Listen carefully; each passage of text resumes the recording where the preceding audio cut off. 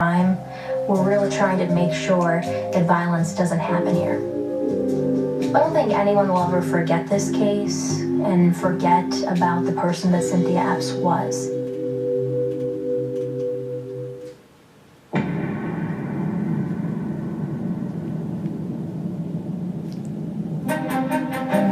Identical twin boys Dennis and Daniel Mahon were born in small-town America, but their lives would take a dark turn. Dennis and Dan were the only white supremacist twins I ever met. This tribe of two would find a home in one of America's most notorious fringe groups. The Klan rewards the egos of the Mahones in such a way that it okays or validates their beliefs. And it would all come to a climax on a quiet morning in February. It was a huge explosion. We're not sure who had been injured, how many people had died. To ensnare the Mahon twins, investigators will use an irresistible lure. Rebecca is an ex-stripper. She's called a trailer park Marahan. But can one woman bring down these identical twins before it's too late? These two twins are about as hateful as any twins that have ever existed.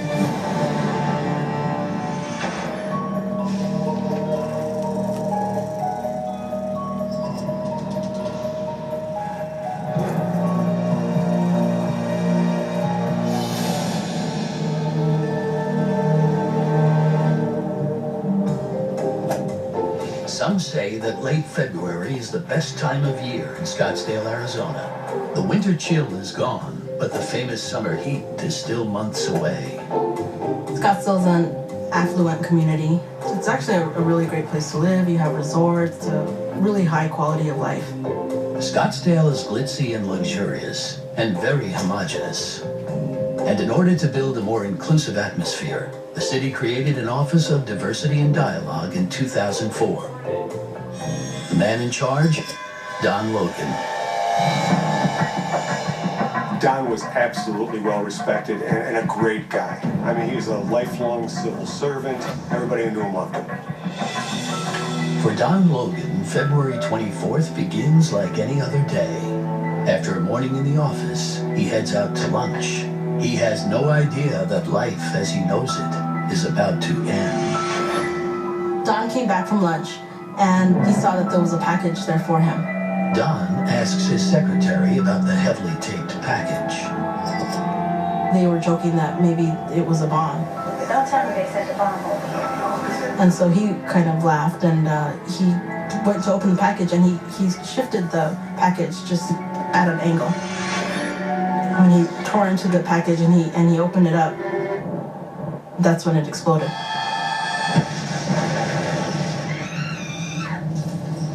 What follows is sheer pandemonium. Everybody was running for cover. They didn't know what was happening. There was total chaos in the building. There's been a bombing, sirens blowing, ambulances coming. Whoever made the bomb did a good job. It was a rather sophisticated bomb. Investigators would soon discover that this bomb had been over 50 years in the making.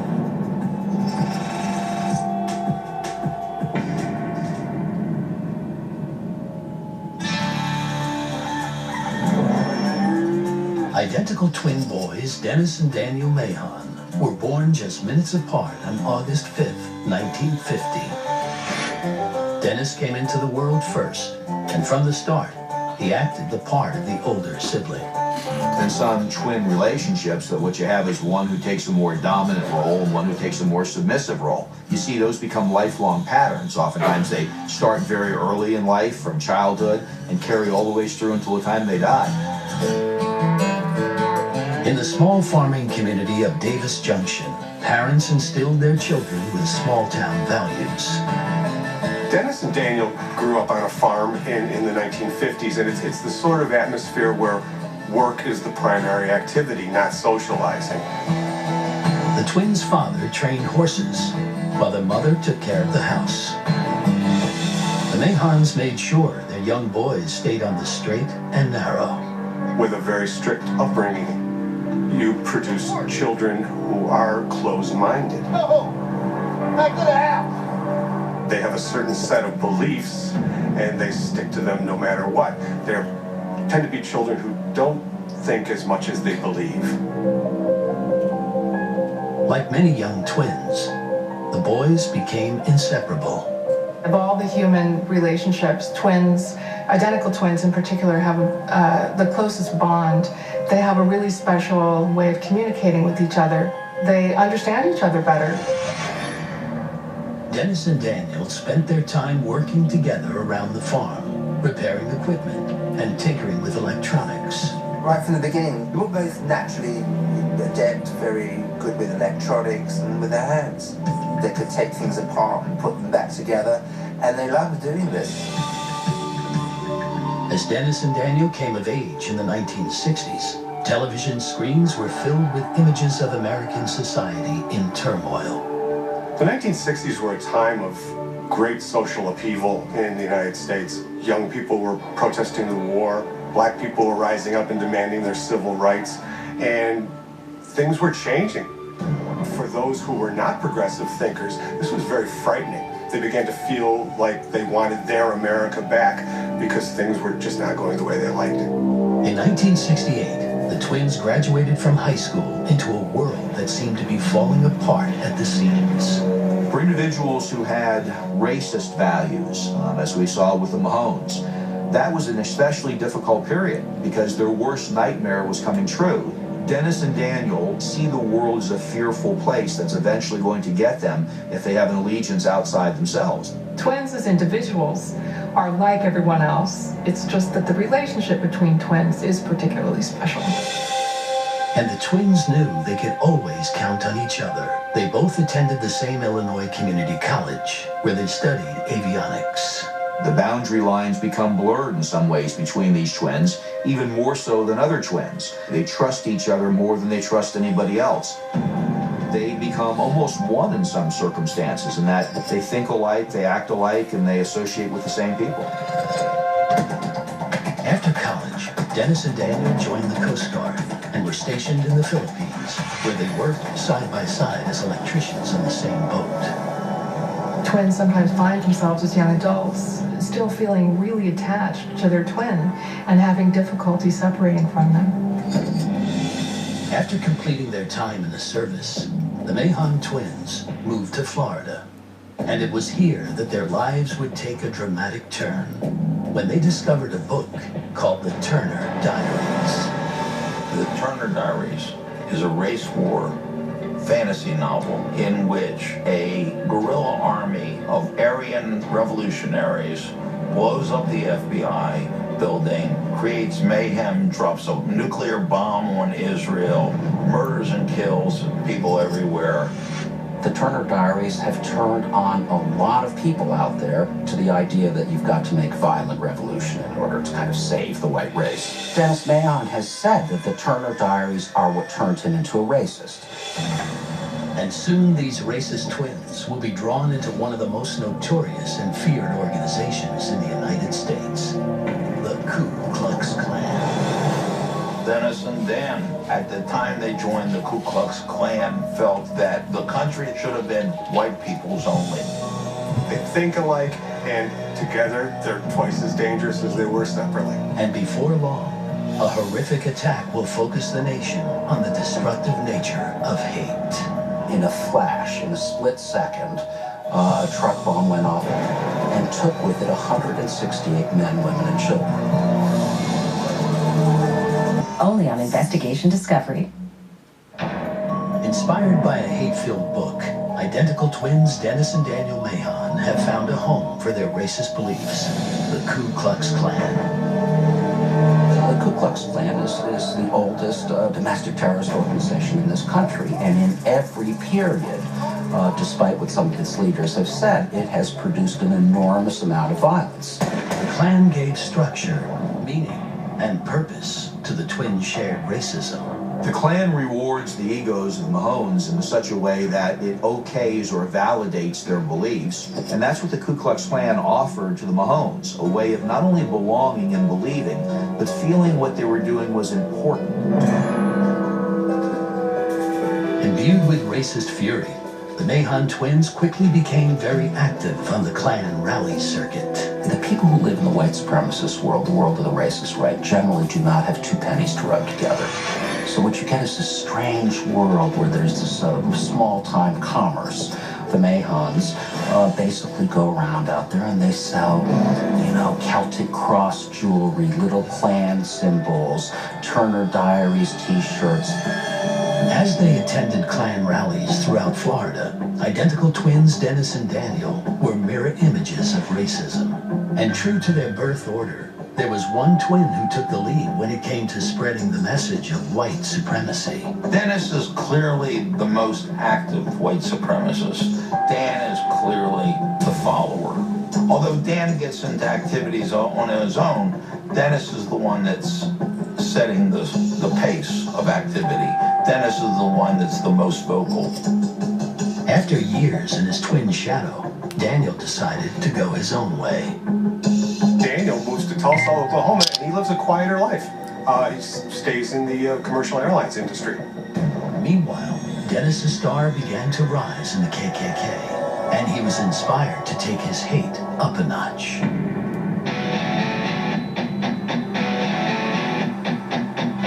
In 1987, Dennis moved to Kansas City. He found work as an airline mechanic, but his real focus was promoting the Klan. At the time Dennis moved to Kansas City, there was not a well-established Klan organization. He started it with a couple of other people. And since they had started it, they made themselves the leaders of it. Before long, Dennis became a high-ranking official in the KKK, and he would soon meet someone who would focus his hate and change his life forever. Tom Metzger started White Aryan Resistance with the initials WAR. They promoted the idea of white revolution and that this was white people's country. They were promoting violence as a solution. And for Dennis, meeting Tom Metzger was a match made in racist heaven. Dennis Mahon was already prone to the violence ideas. The fact that Metzger appeared and articulated them made him the magnet that drew Mahon. Eager for action, Dennis became Metzger's right-hand man and studied his lone wolf model of extremism. That lone wolf resistance or small cell resistance, the idea that you've got to fight the government in very, very small units, not in large groups at all, that very much comes from Metzger. Let me tell you something about what's going on in this country. As Dennis spread his message of hate in Kansas City, Daniel continued to live quietly under the radar in Tulsa. It's Dennis that you see in the news media during this period. Dan's just holding down a job. He's at home. But distance is no obstacle for hate. Before long, the twins would be back together again. Dennis would just love to travel all the time and recruit like-minded people to his organization, but he has a problem. He's running out of money. Luckily, he has a twin, Daniel, so he moves in with him in Tulsa, Oklahoma. Together again, it seemed nothing could stop the twins. Daniel earned the money while Dennis pursued the race war. However, Dennis was about to run into the one thing that would always trip him up.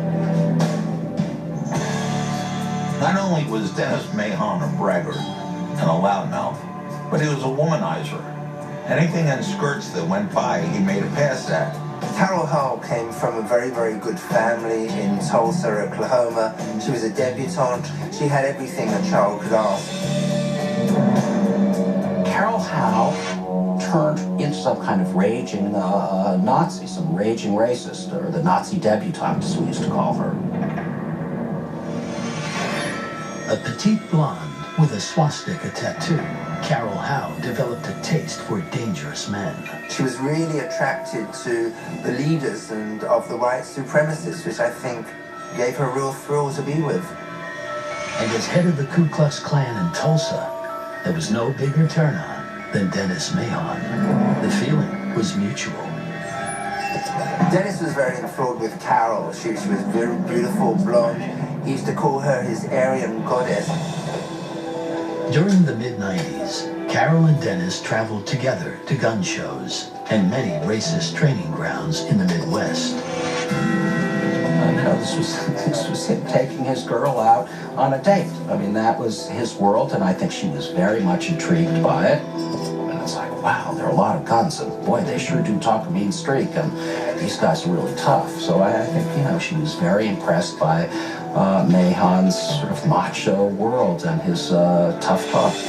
Together, they networked the shadowy militant underground, rubbing shoulders with many of the other leading bad boys in the supremacist world. Dennis Mahon in particular has really spent time with pretty much a who's who of the radical right in this country. He has been close to many of the leading lights, so to speak, of the white supremacist world. Dennis was captivated by his Aryan goddess, but the bloom was soon off the rose. Okay, they dated for a couple of months, and then there was an incident. She walked out on him, and she turned her back on the supremacist movement and took out a restraining order against Dennis. And then Carol took her revenge one step further. An ATF agent learned about her and contacted her to ask her if she'd act, you know, as a spy for them against Dennis, and she agreed. As a rising star in a dangerous movement, Dennis is on the government's radar as a potentially violent extremist. Now a government informant, Carol was determined to get the goods on Dennis. But first, she had to get back together with him. Soon after she got back with Dennis, they started as they were before. Dennis took her out to gun shows, and all this time Carol was taking information. She went to all the little hot spots that the white supremacist movement had. She reported back every little piece of conversation. And sometimes she did a deliberate attempt to implicate Dennis Mahon because clearly she had it out for him. For the next several months, Carol fed information to the government. Despite her extensive efforts, she was unable to get any solid evidence on Dennis. But everything would change one April morning. The Oklahoma City bombing was the greatest act of mass domestic terrorism in U.S. history. And Carol is about to make a shocking claim that places Dennis under unimaginable scrutiny. Because of Carol's allegations, Dennis now becomes a person of interest in the search for John Doe number 2. Only on Investigation Discovery. Let me tell you something about what's going on. Dennis and Daniel Mahon are mirror images of racism. This isn't just like one white supremacist, but two, and they're twins. It's surprising. And now, outspoken older twin Dennis is about to come under intense government scrutiny.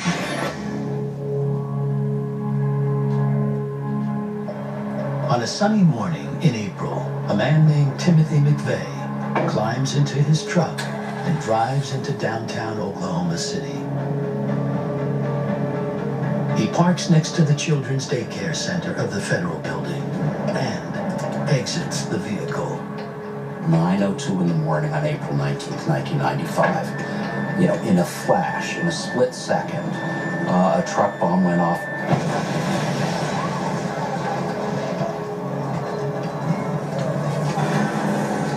And took with it 168 men, women, and children, including 19 very small kids in a daycare center, which was located on the second or third floor of this federal building. The Oklahoma City bombing was the greatest act of mass domestic terrorism in U.S. history. And just hours after the explosion, law enforcement would have its primary suspect. Timothy McVeigh might well have gotten away with it, at least for a short time, except that when he left Oklahoma City in his getaway car, he had a license plate which was very poorly attached and fell off. As McVeigh makes his getaway, he's pulled over for a missing license plate. And when officers spy a weapon in the car, he's brought in for questioning. They had no idea that this man was in any way connected to the bombing. Well, McVeigh sat in that jail for 2 days and was literally minutes away from being released when the FBI finally figured out who he was. FBI officials found the axle to the Ryder truck that was used. They went to the rental agency of the truck. They found that it was rented by Timothy McVeigh. The question is, did Timothy McVeigh act alone, or did he have help? The case became complicated very quickly because the people who had rented the Ryder truck to Timothy McVeigh, at least some of them felt that there had been a second person with McVeigh. This person was very quickly labeled John Doe 2 by the FBI. Now the hunt is on for John Doe number 2. Dennis Mahon is a person of interest because he provided a window into the white supremacist movement at that time in Oklahoma. And Dennis Mahon's former girlfriend turned government informant has a shocking allegation to make. Howe tells officials Dennis might be the man they're looking for. At one point, Carol Howe claims that she heard Mahon talking to, quote-unquote, Tim Tuttle on the telephone. Tim Tuttle, of course, was one of Tim McVeigh's aliases. Because of Carol's allegation, Dennis now becomes a person of interest in the search for John Doe number 2. Let me tell you something. If Howe's allegations are correct, then Dennis has declared war not just on racial minorities, but on the government itself. After the Oklahoma City bombing, Carol Howe became the main force in the claim that Dennis Mahon really had been in many of the same places where Timothy McVeigh was, and that McVeigh had been a friend or had worked in some way with Dennis Mahon. But first, federal agents need to determine if they can trust Carol's information. Carol Howe had a lot to give back to the ATF in the form of information. Some of that information was good, and some of it was skewed so that she could implicate Dennis Mahon whether or not he was involved. She would say, oh, I saw this guy with Tim McVeigh, but when shown a picture of Tim McVeigh, she couldn't recognize him. It was bad evidence. Because Carol's information isn't as good as the ATF had hoped, Dennis falls off the list of suspects. He's no longer a person of interest. With no evidence to tie him to the Oklahoma City bombing, Dennis walks free. And true to form, he seizes the moment. After Oklahoma, Dennis Mahon had a field day. He ran around the country telling people that McVeigh was a hero. By golly, you know, if we had 1,000 Timothy McVeighs, we'd be a hell of a lot better off than we are. I had nothing to do with it, but if we have more people like him, this would be a much better place to be. He uses his new notoriety as a former suspect to raise his own personal profile and to self-promote. But unlike the other leaders in the white supremacist movement, Dennis is one of a pair, and his identical twin Daniel is about to have his moment in the racist spotlight. Dan was working as an airline mechanic. It was a job that he had had for a long time. When Daniel's company in Tulsa holds a diversity fair, he sees an opportunity to express himself. Dan is fairly disgruntled with this company's policies of hiring non-white people, people of color. He thinks that these jobs should be only white people's jobs. Daniel walks around handing out leaflets that preach white supremacy, acute xenophobia, paranoia towards the federal government. When his boss calls him in to talk about the hateful literature, Daniel refuses to back down. When Dan gets fired, here was confirmation of the fact that he's getting fired because these people of color are moving in and taking their jobs. For Daniel especially, it increases his rage. It also increases his closeness with his brother, Dennis, and also makes him have more extreme positions and more willingness to act upon that rage. With the dawn of the new millennium, there's a new battleground in the war for white supremacy. The American Southwest along the Mexican border. After the year 2000, it becomes clear that the United States is a country that's headed towards a big demographic transformation. And so The anti-immigrant attitudes, the border vigilantes, these ideas generally get traction. Arizona is a natural next stop for these white supremacist twins. At the time that Dennis Mahon moved to Arizona, we were seeing the very beginning of a real nativist, a real anti-immigrant movement heating up in this country. For the Klan and neo-Nazi groups, for the Mahons, for all of these people, this was a very wide open opportunity. It isn't long before a target is found in Scottsdale that embodies two big objects of supremacist hate, the government and people of color. The target's name, Don Logan. Don Logan's a great guy. I mean, he's a lifelong civil servant. He won multiple awards in Scottsdale, Arizona. And Don Logan is the head of the Scottsdale, Arizona Office of Diversity and Dialogue. It is against everything the Mahon twins stand for. After seeing his name in connection with a local Hispanic heritage event, Don Logan is on the radar. The Office of Diversity received a voicemail that said something to the extent that the white Aryan resistance was growing in Scottsdale. If I had my way, I'd drop about 100,000 illegal aliens right into Scottsdale and see how you like your damn heritage. There's a few white people who are standing up. But a voicemail is nothing compared to what's to come. There's chaos in downtown Scottsdale. There's been a bombing, sirens blowing, ambulances coming.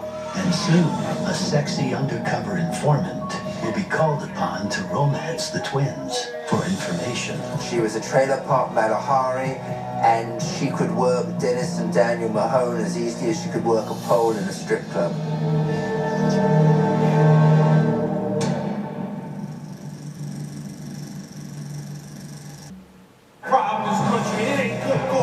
Identical twins Dennis and Daniel Mahon are well-known white supremacists. In the heat and dust of Arizona, a lifelong hatred has found a new target. There was a racism scandal within law enforcement in Scottsdale, Arizona, and Don Logan was instrumental in smoothing that out. And because of that, they created his position as the head of the Office of Diversity and Dialogue. Don has never heard of the Mahon twins, and he has no idea that he's already in Dennis's deadly sights.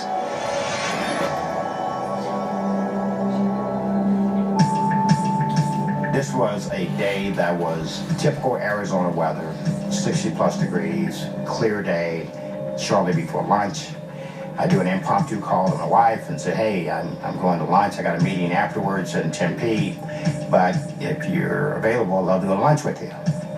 Well, she kindly declined, and so I went to lunch on my own. And when he returns, Don finds a strange package on his desk. And it's heavily wrapped, I noticed that right away. It was addressed to me in my full name. It said Donald Logan. Well, the only time I get that type of information is from people that don't know me. I looked at it. I said, oh, someone sent me a gift. One of the secretaries said to me, she says, oh, if someone sent you a gift, it had to be a bomb.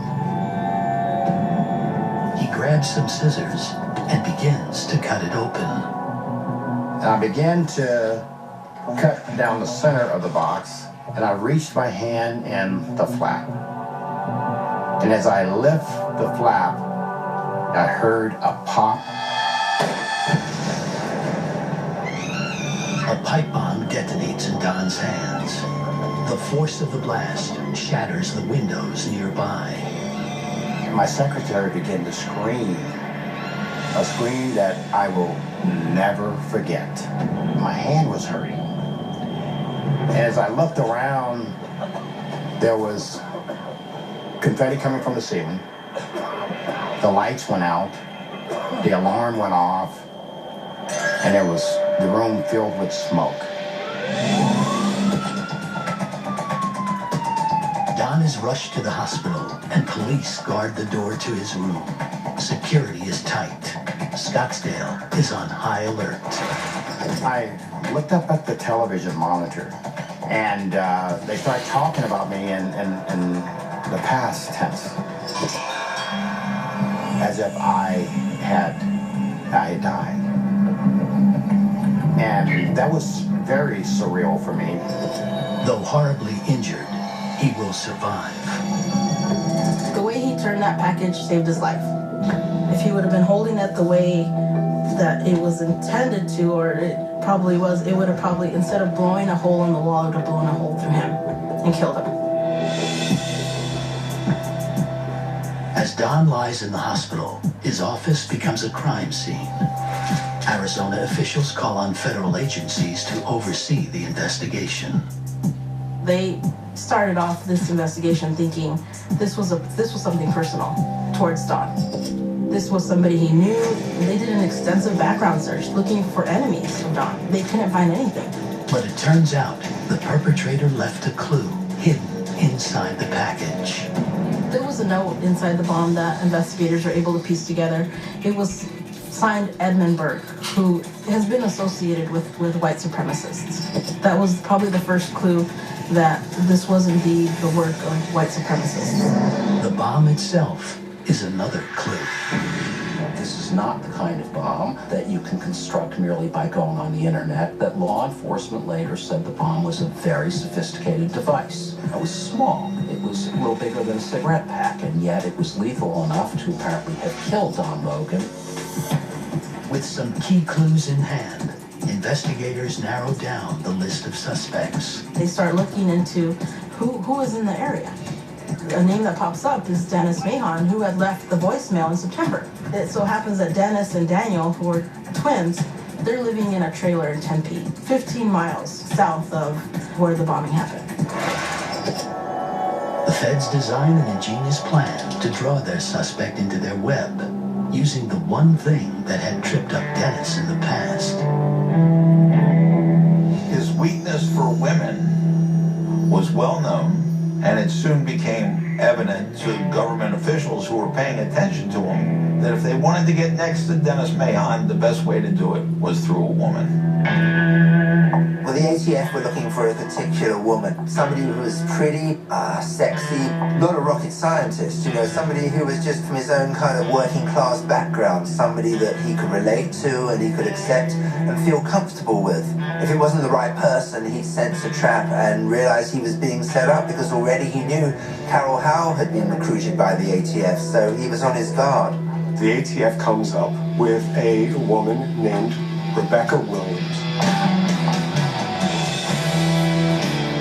Rebecca was an ex-stripper. She needed money. Now, she comes from a family of cops. Well, I think for Rebecca Williams, it was a very tough road to hoe. She had to learn to talk the talk, which she had not spoken before. You know, she did not talk about black people in the terms that the Mahons do every day of their lives. I mean, to be an informant is a very tough thing. The ATF set her up in a RV. The RV was decked out with audio and video equipment, and so she arrives in this trailer park in Catoosa, and she puts a Confederate flag in the window. She steps out of her trailer wearing real short shorts, and so she's immediately attractive to them, and she makes the very smart move of not approaching them, but of letting them approach her. Like moths to a flame, the Mahon twins come calling. And it isn't hard to keep their attention. This former exotic dancer knows what men like. Well, the ATF posed her for pictures in sexy tank tops and tight shorts, and she'd have a grenade hanging between her breasts, and Dennis really liked that. There's something that really attracted him. In order to win their trust and get them talking, Rebecca tells the twins she is a white supremacist fleeing an arrest warrant. Rebecca is called a trailer park Matahari. Now, Matahari was an exotic dancer who spied on the French for the Germans during World War I. Now, in a similar way, Rebecca is an ex-stripper. Rebecca is going to be put in harm's way and put in the vicinity of the Mahon twins, wired, phone tapped, prepared to record everything she can get them to say. Dennis is eager to show off his battle scars. He started showing her very proudly certain scars he'd got. Then he said one was when he bombed a synagogue, another was when he did something else, and he thought that would turn her on. The The undercover informant has Dennis and Daniel in the palm of her hand. Over the next 5 years, Rebecca gathers thousands of hours of footage. However, the smoking gun linking the perpetrator to the Scottsdale bombing is still missing. To make some of these cases requires a lot of serious work and serious patience. If you're going to make a case that holds up in court, you've got to do it right. That's the kind of thing Becca Williams had to be very careful about as well, right? I mean, she could not be seen on the tapes that she made to be leading these guys on to essentially entrapping them. Don't you want to build a bomb? Don't you want to get even? That kind of thing. You can't do that. After 5 long years, time is growing short for Rebecca Williams. Can she get the goods on the bombing, or will there be another attack? At one point, True Discovery. Like a sexy wolf in sheep's clothing, former stripper Rebecca Williams has been gathering intelligence on identical twins, Dennis and Daniel Mahon, for years. So far, Rebecca has been unable to dig up any conclusive links to the Scottsdale bombing. There's very few leads, if you will. And that becomes frustrating over a period of time because creating that case and having the evidence and the leads to get you there is extremely difficult with people who are shut off. And that oftentimes happens with splinter groups who don't trust anybody else. And in the case of the Mahones, that small group would be my identical twin. In order to get the Mahon twins to talk, Rebecca must up the ante. So she and ATF agents hatch a new plan. Rebecca says that I have a child molester that I would really like to take care of. Could you teach me how to make a bomb? And Dennis teaches her how to make a simple bomb. One of the key moments was when Dennis Mahon described to Becca Williams the kind of bomb that would be very effective, 1 inch by 5 inches. Well, that was the exact dimensions of the bomb, in fact, that had been sent to Don Logan. And that was a fact that had never been released by police. So that was terribly important. Well, this moment, which was on tape, was a huge victory for the ATF. It was kind of like the smoking gun they'd been looking for to connect Dennis Mahon with bombing. At long last, Dennis has finally slipped up. At this point, the ATF has the information they need. In the meantime, the Mahone twins' mom is sick, so they move back to Illinois to take care of her. Despite the distance, Rebecca continues to probe for information. She simply had Dennis Mahon on a kind of romantic string for a hell of a long time. Initially, she spent time with the Mahon brothers, but later, when she's living in a different place, she's talking to them on the phone constantly. And Dennis continues to talk, blissfully unaware that something big is about to go down. After 5 years of investigation, ATF agents are finally ready to make their move. The ATF arrived at the Mahon's farm in Illinois, and they're not sure what Dennis and Daniel are doing inside the house, and it's almost a standoff. Dennis answers the door. No, I'm not going anywhere. You got a warrant? But refuses to come out. At one point, they look up and they see the second-story window, a shade go up, and everybody goes tense. You know, are they going to start shooting? The Mahon twins are well prepared for this day, a day they knew would inevitably arrive. Inside, the twins have a huge weapons cache, handguns, assault rifles, and multiple rounds of ammunition, all locked and loaded. They've brought several weapons down to the first floor, and it looked like they were really and truly considering getting into a shootout. While the Mahons are still in the house, surrounded by federal agents, trying to decide if they're going to get into a kind of final gunfight or not, Dennis Mahon gets on the phone and calls Becca Williams, who he's obviously still completely smitten with. She's not there. He leaves the voicemail and basically says, you know, baby, I'm thinking about, whether I should get into a shootout or not. After 45 tense minutes, the twins make their decision and walk out unarmed.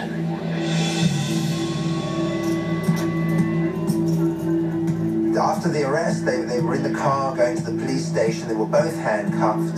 They knew their game was up, and they suddenly realized instantaneously together that Rebecca Williams had probably set them up.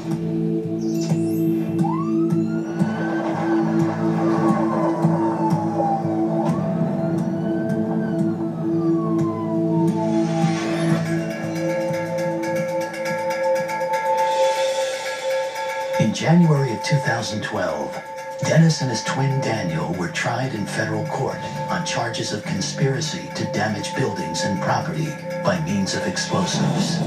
The trial comes to an emotional climax when Don Logan finally takes the stand. So I couldn't wait to look him in the eye and to let him know that, you know what, you don't intimidate me, you don't scare me.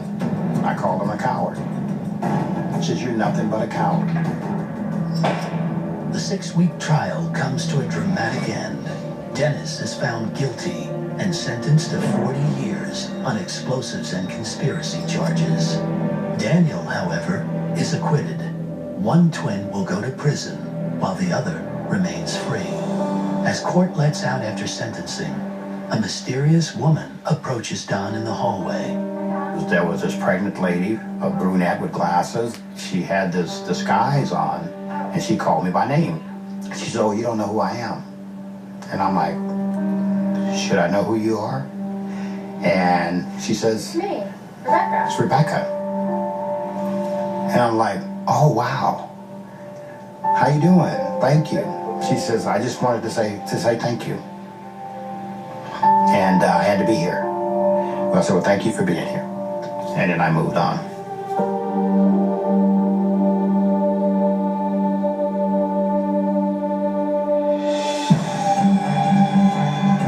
As the dust settles in Scottsdale, the motivations behind the descent of Dennis and Daniel Mahon into hardcore racism remain dark and mysterious.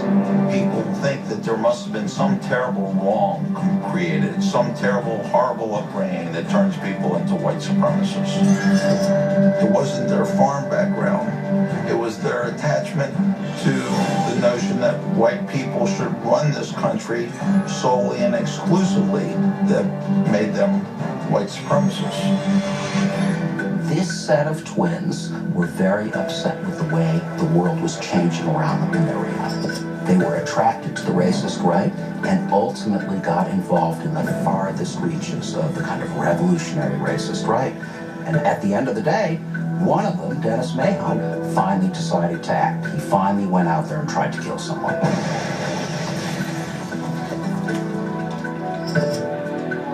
Sometimes evil and hatred are simply unexplainable.